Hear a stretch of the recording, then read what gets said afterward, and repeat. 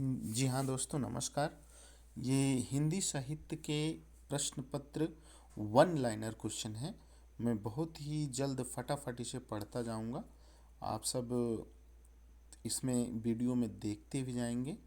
ये वीडियो अगर आपके लिए बहुत महत्वपूर्ण होने वाला है तो दोस्तों इसको आप लोग सपोर्ट करिए।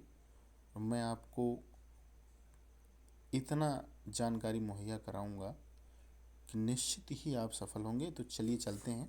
जैसा कि वीडियो में आप देख पा रहे हैं, कम से कम 27 क्वेश्चन इसमें आपको दिखाई दे रहे हैं। यहाँ पर मैं अगर करूँ और उसके नीचे भी हैं तो मैं इसको बहुत जल्दी जल्दी बोलता जाऊँगा। और आप सब चाहें तो इस वीडियो को बार बार प्ले करके देखते जाएंगे, सुनते जाएंगे। सुनी हुई बातें बहुत अच्छी तरीके से याद होती हैं। तो जी हाँ दोस्तों, चलते हैं। देवताओं की लिपि किसे कहा जाता है? देवनागरी लिपि। भैया, देवता जिस लिपि में लिखते थे, जैसे गणेश जी, कहावत है कि उन्होंने महाभारत लिखा या शायद रामायण लिखा, तो उनकी लिपि क्या रही होगी उस समय? तो हम अंदाज़ा लगाएं तो देवनागरी लिपि रही। और इस समय हमारे भारत देश की हिंदी जो हम लिखते हैं वो देवनागरी लिपि में है। हिंदी साहित्य में हलावाद के प्रवर्तक हरिश्चंद्र बच्चन हैं। और भारत का शेक्सपियर किसे कहा जाता है? कालिदास को। मैथिली किस राज्य की भाषा है? बिहार की। अमीर खुसरो ने जिन मुकरियों पहेलियों दो सुख नैनों दो सुखनों की रचना की, उनकी मुख्य भाषा क्या रही? खड़ी बोली। हिंदी के प्रथम कवि सिद्ध सरापा 9वीं शताब्दी हैं। कलम का सिपाही किसे कहा जाता है? मुंशी प्रेमचंद। जो जिण सासण भायूं सो मई कहियों सारू, जो पलहीं सय भाऊं करि सो तारि पावों पारू। इस दोहे के रचनाकार का नाम है देवसेन। भारत में सबसे कम बोले जाने वाली भाषाई समूह चीनी तिब्बत। हिंदी का प्रथम पात्र कौन सा है? उद्दंड मातंड। पात्र नहीं रहेगा, माफ कीजिएगा, पात्र है। पत्र, इसमें पात्र लिखा गया है। तो एक बार हम फिर से इस क्वेश्चन को पढ़ते हैं। हिंदी का प्रथम पत्र कौन सा है? उद्दंड मातंड है। चीनी तिब्बत भाषा समूह की भाषाओं के बोलने वाली को क्या कहा जाता है? तो इसको कहा जाता है निषाद। तो आगे हम चलते हैं। हिंदी विषय पर प्रथम ज्ञान पीठ पुरस्कार पाने वाला कौन थे? सुमित्रानंदन पंत जी थे। निम्नलिखित में कौन प्रेमचंद की एक रचना है? पंच परमेश्वर है।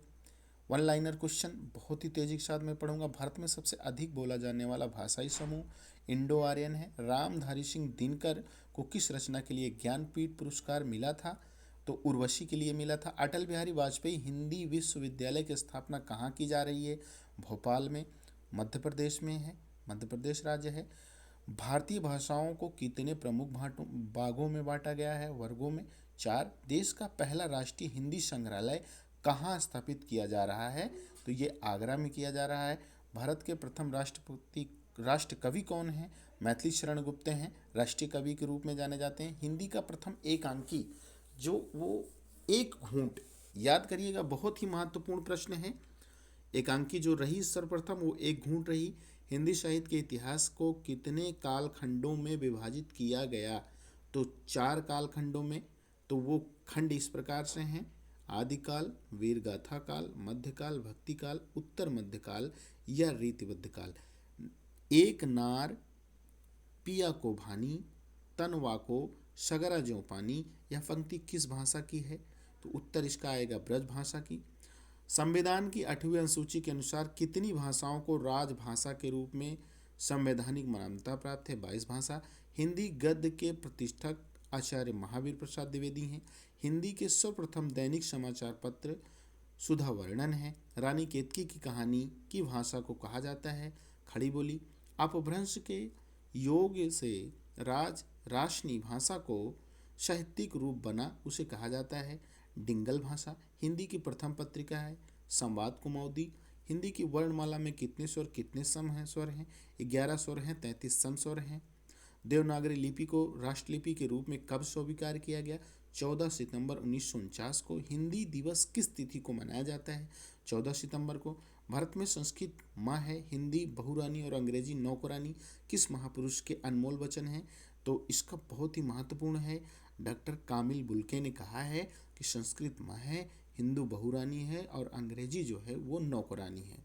तो आप सब हिंदी के छात्र हैं, हिंदी पढ़ रहे हैं, तो आप अंग्रेजी को महत्व ज़्यादा ना देकर उसको बहुरानी ना समझिएगा, नौकरानी समझिएगा। आगे चलते हैं। संविधान की 8वीं अनुसूची में शामिल की गई 4 नई भाषाएं क्या हैं? संथली, मैथिली, बोडो और डोंगरी। महादेवी वर्मा को किस रचना के लिए ज्ञान पीठ पुरस्कार मिला? तो यामा के लिए, याद रखिएगा, यामा उनकी महादेवी वर्मा की बहुत महत्वपूर्ण रचना है।